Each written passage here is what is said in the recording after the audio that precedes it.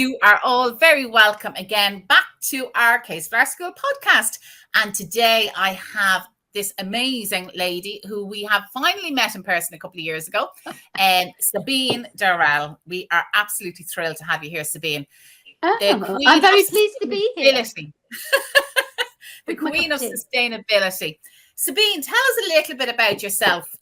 Tell us, I know you're in the UK, so tell us where you are and tell us, how did flowers come into your life?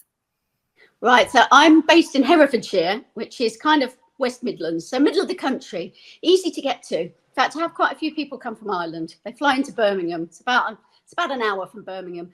But I started in London, I'm afraid. I don't tell everybody that, but yeah, I'm a bit of a Londoner. So started in London, and I am a lifelong florist. I have never done anything else, nothing.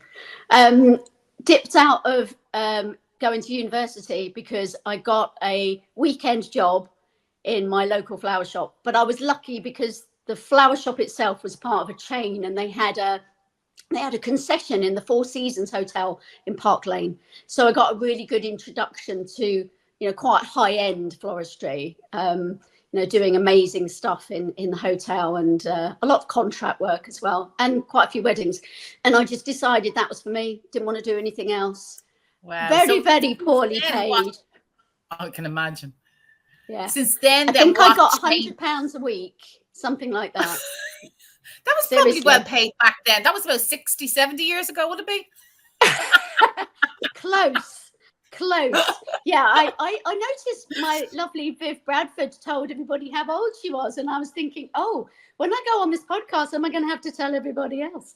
But over 40 years in this lovely business, and it is it's been a great career. It really has. Yeah, I wouldn't change it for anything. But what changes have you seen? So, like, in the 40 years you've been in this business, how has it changed? Like, how has the customers, the weddings, the retail, like, you've been through all the different elements of floristry. What's the biggest change you have seen?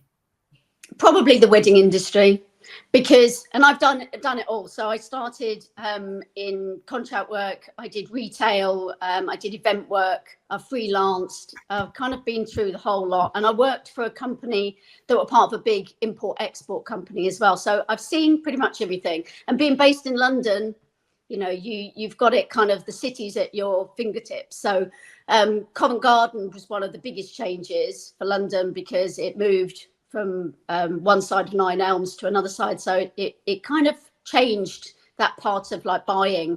And of course, Dutch flowers were a massive change. When I first started in floristry, Covent Garden market was probably about 80% British flowers. Nice. So boxes and boxes of, calla lilies, boxes of chrysanthemums, boxes of roses. People were growing on a large scale. And yeah, there was a lot of British. And then all these amazing flowers started coming in from Holland, and we were like, oh my goodness, look at those. And then we had exotics. We went through a period where everybody wanted exotic flowers. So strelitzias and proteas, things like that. So the flower industry is the one thing that's changed a lot. And then I think floristry itself has changed. One of the biggest things has been the wedding industry changed. So we went from doing quite small weddings where, flowers were not a massive deal at a wedding. They weren't a huge part of it. It would be, we were saying earlier, the mother would come in and just order a bouquet of freesias and roses, and it would be, oh, what colour is it? Well, it would be blue and white, pink and white, yellow and white, red and white. That would be about it. All the buttonholes were carnations with a bit of asparagus fern. And that changed kind of probably, I would say, about 15, 20 years ago. Suddenly, I think with the rise of celebrity, weddings and wedding flowers became a much bigger deal. And for me, that changed how I work as a florist, because I do predominantly event work. And, the budgets are there for flowers. People started valuing flowers more, valuing what they look like at their wedding. And it, I think, has attracted a lot of new people into the industry, because I think in the past, floristry was very kind of vocational. You went to college and you did catering or beauty or maybe floristry. And most people were going out to college to work in a shop. Now we have far less shops. Unfortunately, I think retail's really hard these days, and a lot of people have sidestepped or pivoted into just doing event work, maybe working from a studio or home. And I think that sort of we're starting to, we then began to treat floristry far more like an art. It went from being just selling flowers to creating flowers, and it's attracted a different type of people. I have people who come on workshops who've got art degrees or who were barristers, or I had a lady who was a cosmetic surgeon. So and it's been a great thing for the industry because it's sort of elevated it. But at the same time, it's got the downside is that there is an element of people having a go. Which I think is good, but at the same time, for me, you need to still have really good floristry skills, and we don't want to dilute that. We want to keep those skills and really value it as a profession, as a career. Absolutely, yeah. And tell me, so you're saying you do it, and you do a lot of weddings. And so when you have a consultation, do you lead your couple or do you allow them free reign, or how does it all? Because I have seen some of the weddings you do and they are over the top. They are absolutely spectacular. So how do you get to there? And how do you get the upsell? Like if they're not willing to spend a certain amount, how do you pull it out of them? Okay, so obviously everybody has a different way of, having a client relationship. And for me, client relationship is really, really important. I definitely tend to lead. And I think once you have a reputation and a portfolio, that's easy because in general, most of my couples that are coming through are coming because they've been recommended. So you're kind of got one foot in the door already. For me, I think having confidence when you're talking to people who are getting married, hopefully for the first time, they've never done it before. I'm never going to be the person that sits there and says, well, tell us what you want and we'll do it. It's always, we talk about their ideas, and obviously, everybody's got a Pinterest normally, but I'm quite straightforward with people. If I don't think something's going to work, then I tell them that it's not going to work in a nice way. And actually, that usually is the best thing to do because you then know whether they trust you or not. And if they trust you, it doesn't matter what you do, you can do anything. Trust's the biggest bit, it's the biggest part. And I'll often say to people, look, if we can't get something or something's not quite right, I'm not going to tell you. I'm not going to be phoning you up the day before your wedding and saying, oh my God, this has happened, because there's no point. You need to trust me to do. I know I can see your vision. You need to trust me to do it and make it right.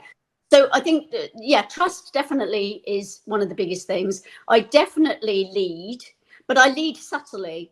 My worst nightmare is the bride that comes in with the mother and the mother says, oh, I don't, what's the point of flowers anyway? But I can be quite blunt, to be honest, but I think that shows confidence. And I was just about to say that's confidence, and you're sure of your skill, you're sure of your own skill, you can produce the goods.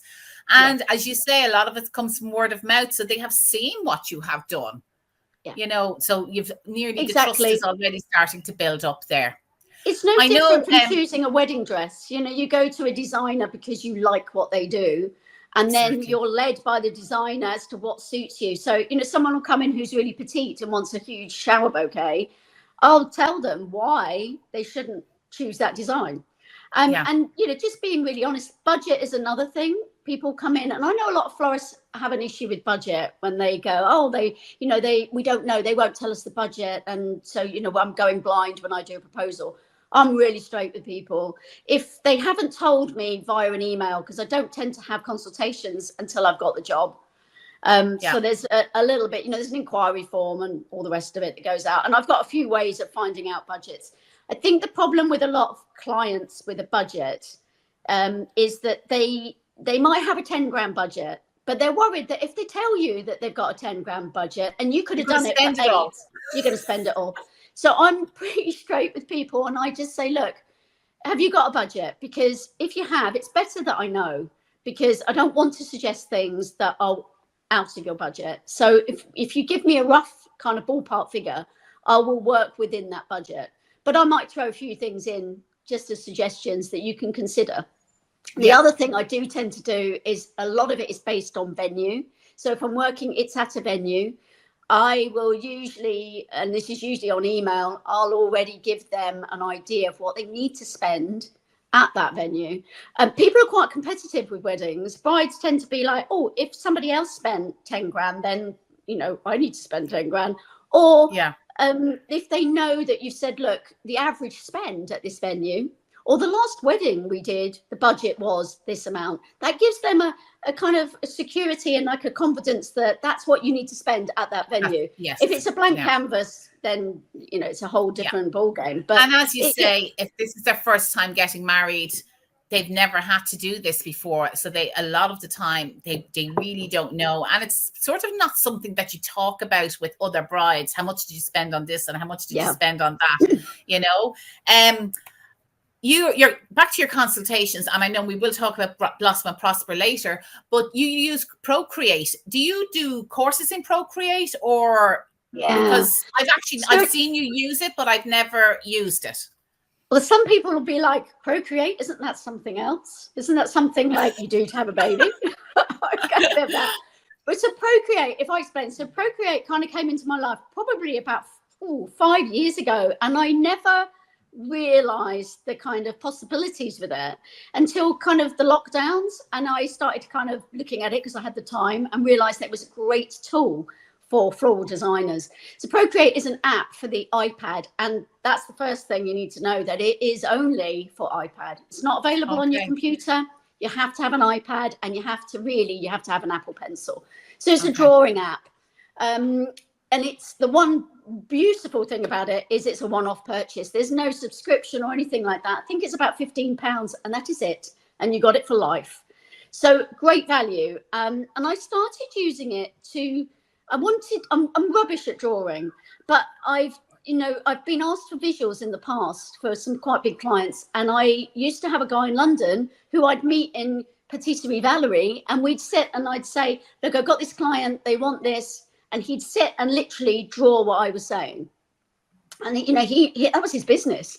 And I would love to have done that. You know, when you go into a designer and you get that beautiful sketch, like a fashion sketch of your dress, that's kind of part of the thing that makes, you know, having a wedding so lovely. And for me, I think weddings are a journey for a lot of people, and they want to enjoy the experience of the planning. So for me, so I decided, actually, you know what, Procreate could be really good for somebody who can't draw, who wants to give their client a visual rather than just sending them a load of pictures of somebody else's work because they haven't actually done anything. Or, so, you know, if it's a venue and you've never worked there, to give somebody an idea of what something could look like in that venue. So I started working with it and realized its potential. And I do use it a lot, and I've had some really good jobs come because I've sent in a Procreate visual. And I'll take it to, if I do a site visit, and I usually do tend to make the effort with the site visit. If it's a venue I've never worked at before, I'm going to go there. I will make the effort. If I've got to drive to go there and meet them on site, that gets me my kind of nose in the door at a new venue, meet the coordinator. And even if I don't get the job, I then know about that venue for the next person. But I'll take my iPad because it's easy. I'll take my iPad and I can literally take a picture of the room that they're going to get married in, and I can draw on that picture and show them instantly. Like, it's a staircase, and they're like, oh, should we decorate the staircase? Well, that's going to be a few £1,000s to do that. Well, hang on a minute, let me show you what it will look like. And I can do that literally in 30 seconds. I can do that while we're talking. And one, it's pretty impressive.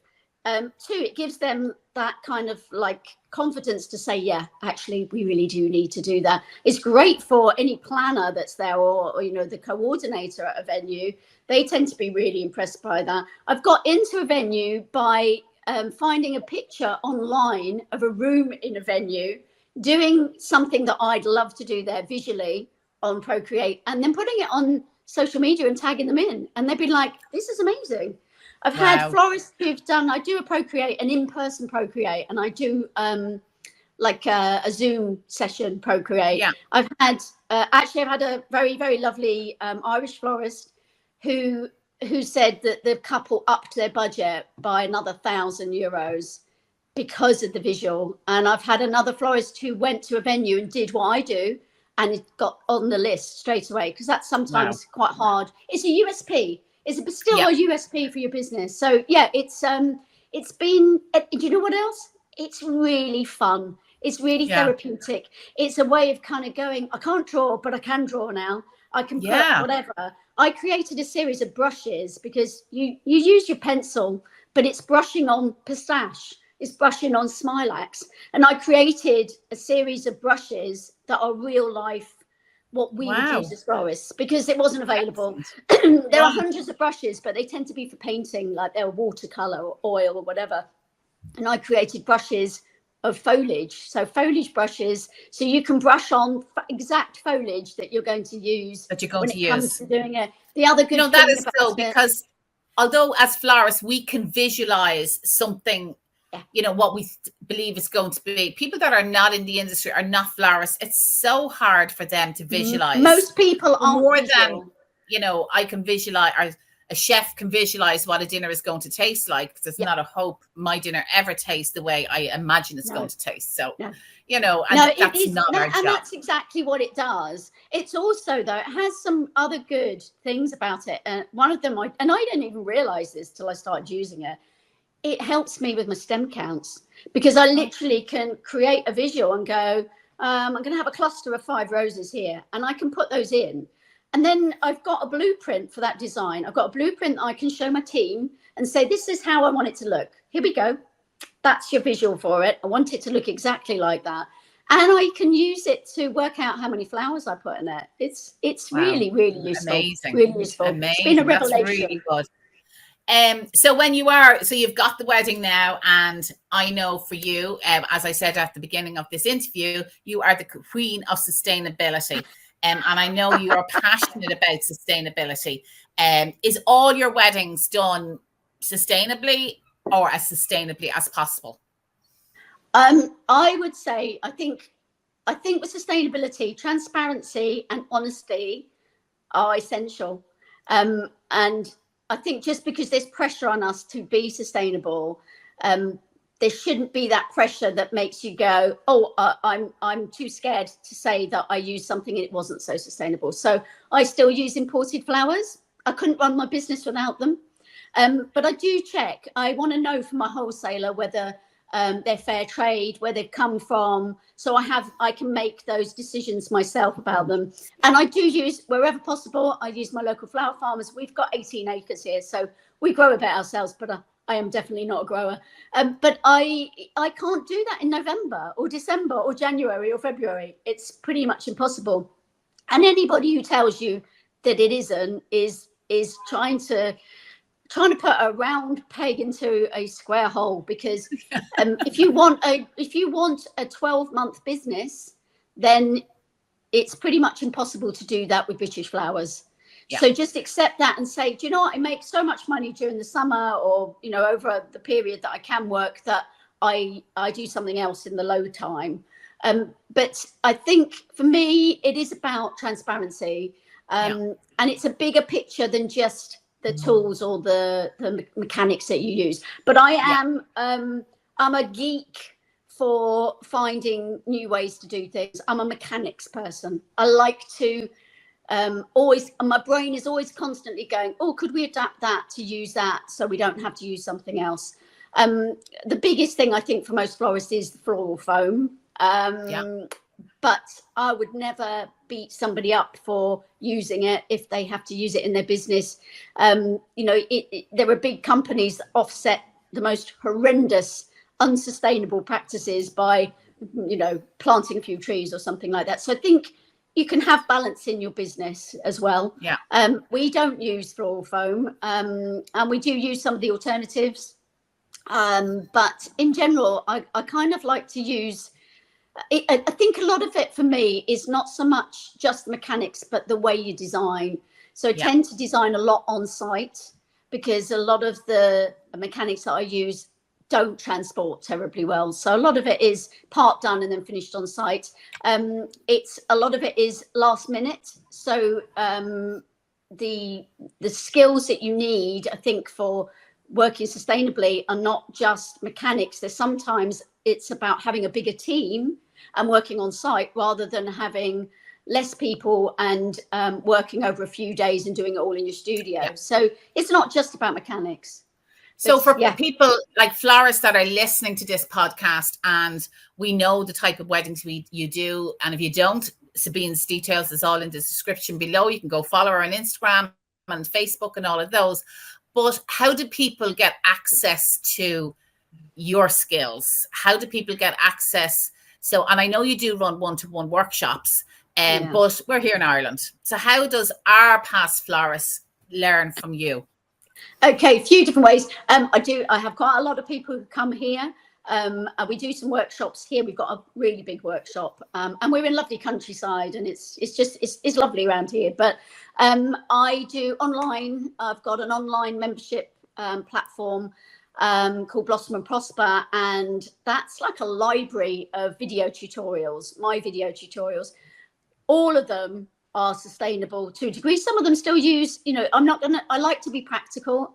I don't like to show things that people can't recreate very easily. So I tend to avoid doing things that have so many flowers in that they look amazing when I do them. But when you do them, you're looking at spending £1,000. So I like to keep things really realistic. So it looks professional, beautiful, but always about, they're always practical in the fact that we use the things that are at our fingertips. We don't go mad on huge volumes of flowers that are inaccessible for a lot of people. So it's a whole library of tutorials, video tutorials, but there's also a lot of resources on there. So there's a business section with templates. There's things on risk assessments, anything you need for like running a business. So pretty professional, but there's things on photography, there's things on making backdrops, there's a load of craft stuff, how to make frogs to do flowers in, so everything that I know is on there. And I wanted to make it started during lockdown again, because I'd never have had the time to do it otherwise, and I wanted to do something that was accessible, because my workshops are quite intense, and they're not your Welcher £25 learn floristry in a day. They're quite aimed at professional florists and people learning and wanted to take the skill seriously. But I also know there's a lot of young florists or people just coming into the industry, and I wanted to make something that was available. My knowledge was available to them, but at a really reasonable cost. So it's a membership site that you get access to everything. And there's a forum and there's a Facebook group and community, but it's £12 a month. Or you can sign up you get a discount if you do a year. Because I saw so many online workshops and so many in-person workshops that were just out of reach of a lot of people. Yeah. And I want to encourage young people to come into this industry. They're our future, and it's, you can go on a college course, and obviously they come on your courses, and I know a lot of them get that funding, which is fantastic, but we don't have that here. So just to have something that was accessible, and I have a lot of foreign students as well that want to kind of learn that style or learn more about sustainability. So I just wanted something to be accessible, and the price has been the same ever since it started. It's never gone up. So just in case anyone is watching this, we are in 2024 when we are recording this video. So if you're watching this in 5 years' time, the price might have went up a little bit. Oh, I'm going to put it up in January. Yeah, there you go. For me, it's about accessibility. So that goes on. There's 2 videos or 2. It's either video or resource, 2 a month. So they get that every month. And then as it goes on, it's a bit like Netflix. Things eventually things drop off because we can't put everything on, but it rotates a bit. So it rotates. It's been really good, and I think for me, I don't have a problem finding new ideas. So it's a really great platform to try things out as well and go, I just found this and this really worked for us. So I'm going to let you know about it. And just on that note, Sabine is actually offering our Case Flower School followers a discount. So look in the description below and you will see details of the discount code. It won't be forever. So if you're watching this in 2029, the discount code may not It's work. probably gone. There might be a new one. Yeah. It might be a new one. We just want as many people to join us because, you know, I think it's genuine knowledge. It's not fluffy, I'm afraid, because I'm not fluffy. I'm lovely. I promise I'm lovely, but I like to just be very practical about things. Well, you're practical. And, you know, we have seen you in action. We have been at your workshops and you say it as it is and you say it as real life. And when things go wrong, things go wrong. And things go wrong for all of us a lot of the time. And as you say, you look at things and say, oh, maybe if I had done it this way, it might have worked better. How important do you think, like, learning these skills or upskilling and keeping up with what new trends and new ideas, how important do you think that is to florists? Like, I think there's two cohorts of florists. I think there's florists who think that they trained 20 years ago, they know it all, and that's the way they do it. And then I think the newer florists, I think maybe are a little bit more into trends, you know. So where do you sit on that? I'm exactly the same. I have two different kind of sides to it. So I think the first is people seeking genuine training, seeking knowledge that they haven't got. And that isn't just newer florists coming into the business. I get a lot of really experienced florists who've learned in a certain way. And, you know, this industry, I think the basic skills of floristry that you would go to college and learn are brilliant. And I never, ever would put anybody off going on a traditional floristry course. But I think, as with anything, you kind of want to carry on progressing, so kind of CPD. So I see a lot of really experienced florists that might want to do a little bit more on sustainability, so they want some new mechanics or different ways of doing things. I see new florists who've maybe done some basic training, and sometimes they've got the skills, but they want something that's more along the style that they want to actually start learning. So they want a certain style. So they've got the basic skills, but they need those nuances of how to create that style. And I also see a lot of florists, repeat people coming, because floristry can be a lonely business. A lot of people working, especially now that less people working in shops. And since COVID as well, there is a need, like almost like for your mental health, to come out of that kind of work zone and actually kind of find your own creativity again and enjoy. We all went into this because we love the business. Yeah. Absolutely. Yeah. And I think you can lose that. If you've done 80 weddings over the summer, it gets to the end of the year and you're just weddinged out. And I get a lot of people who come who just really want to kind of re-engage and not be dictated to by the job that they're doing and kind of find that love again. And we're doing this year, we're doing an end of season, a kind of event, like a get together, a bit of a shindig, I guess. We're going to do it here. And no one knows about this yet. Oh, it's kind of it's sort of mid-October. And we've got some like friends and guests coming but it's going to be really informal. So there's going to be some talks and some demos, and we've got a bar. We're probably one of the only florists we've got a licensed bar in our workshop. You better come. Yeah, so because we make cider here on our orchard. Okay. So we've got a license. So we've got a bar and we've got a pizza oven and we've got nice space. So we want to have a bit of a florist party. Yeah. And I think you're so right, because as you say, most florists now are working alone. You know, they might have their team come in 2 days a week to give them a hand, but a lot of the time they're doing all the stuff behind the scenes on their own. And they do need, and I do think within the Facebook and social media and that there is nice networks there, but there's some very toxic networks as well that you sort of need to take a step out of. But I love this idea. And where did you say we fly to Birmingham? You've got I would love you two to come. And the thing is, we got camping. You can camp. Happy days. I think you're right. I think the thing that really brought it home was the lockdowns. Yeah. And obviously our industry, I literally got up one morning and it was like there was no business anymore. There's And no then business. you're kind of sitting there going, oh my gosh, what am I going to do? There's that, you know, I'm a solutions person. I could never just sit there and go, oh, this is terrible. What am I going to do? I'm like, what am I going to do? I'm going to create an online thing because, you know, there's nothing else you can do. But you've got to do something. But I think for people working alone, and then COVID, and it is tough. And social media only goes a little way to kind of feeling like you've got other friends out there. It's a bit like people going back to the office.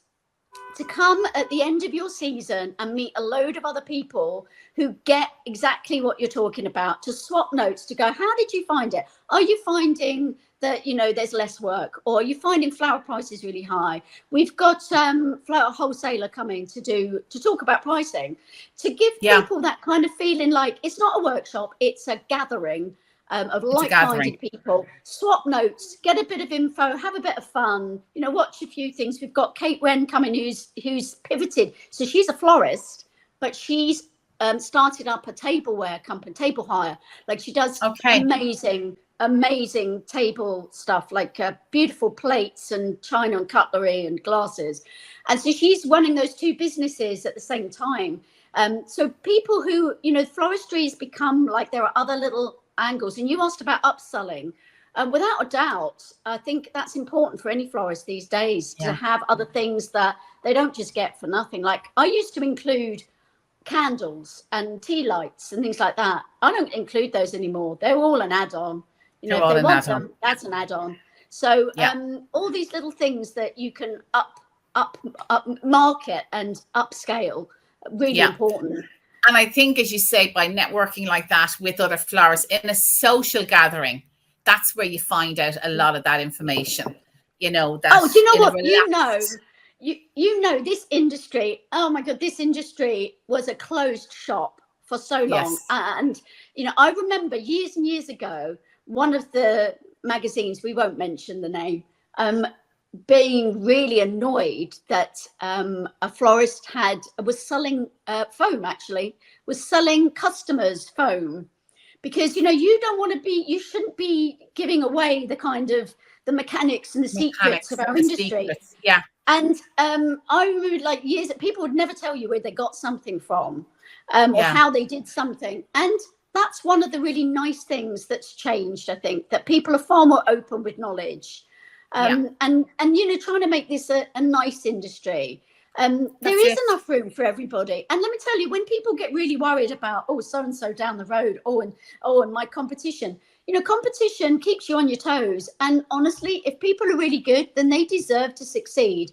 And if they having a go and it doesn't work, or they're not making any money, then I can't tell you how many people I don't worry about people, to be honest, but I've kind of noticed in the past, and then they're here for a couple of years and then they're gone.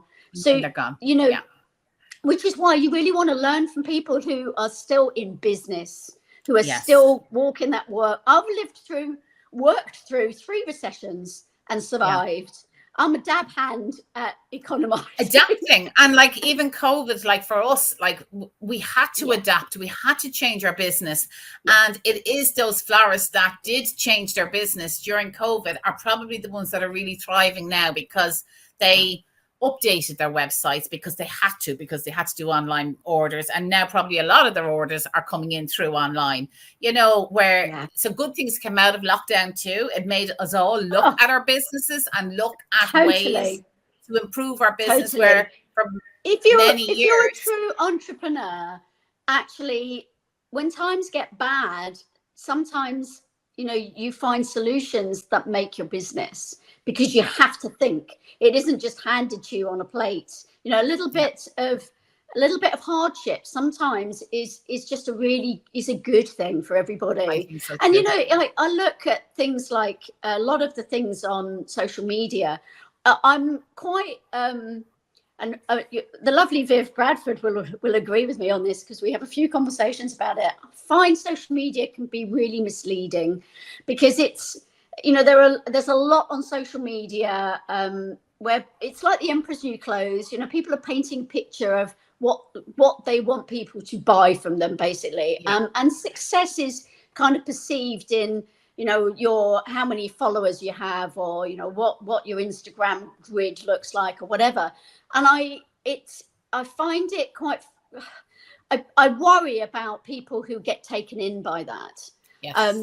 And it's people have X amount of money to spend on education, and you really need to do that research to make sure who you're getting your education from not only is genuine, but really has that experience. And it's very easy to look like you know it all on social media, but actual knowledge isn't just about those skills. It's life knowledge. It is gained over years and years. And I was doing a podcast yesterday with a lady, and we were talking about this, and she was saying running a flower business, really 30% of it is about the flowers. The other 70% is the business side of it, and the marketing and the admin and the buying and this, that sort of stuff. That actually physically making your arrangements and making your weddings and all of that is probably only about 30%. Logistics,